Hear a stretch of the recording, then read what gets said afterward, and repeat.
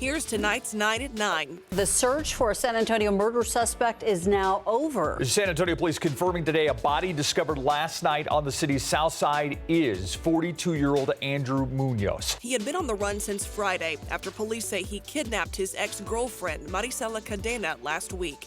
2 days later, he shot and killed her inside of a Subway restaurant. According to the medical examiner, Munoz died of a gunshot wound to the head. We don't know whether it was self-inflicted. An armed robbery in Houston caught on camera. The victim says the whole altercation happened fast. It started when he was pumping gas, and a man put a gun in his face, saying he was going to kill him. The victim says he tried to wrestle that gun from the man. That's when a second suspect jumped out of a car and pointed a gun at him. The man was shot in the leg while running away. He was not seriously hurt. Tennessee under a state of emergency after the deadliest tornado in 7 years. 24 people were killed and hundreds of buildings were destroyed by the storms early yesterday morning. The National Weather Service still surveying the damage.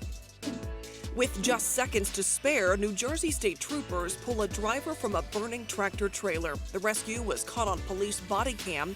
The trooper was in the middle of a traffic stop on the interstate when he says the big rig went off the road and burst into flames. He drove quickly to that scene, sprinted to the truck's cab. The trooper and another officer were able to pull the man to safety moments before that big rig exploded. The driver was hospitalized with only minor injuries. Here at home, a jury finds a local woman guilty of intoxication manslaughter and intoxication assault.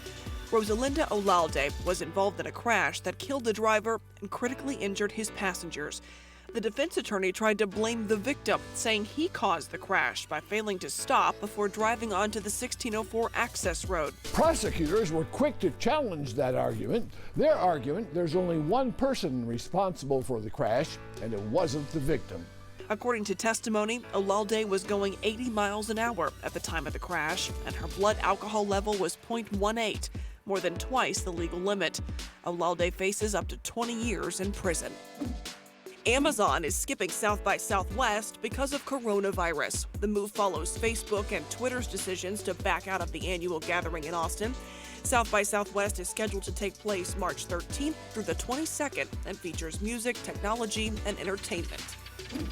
Meanwhile, in Japan, stores are dealing with shortages of toilet paper, hand sanitizer, and face masks. This because of people stocking up due to coronavirus fears.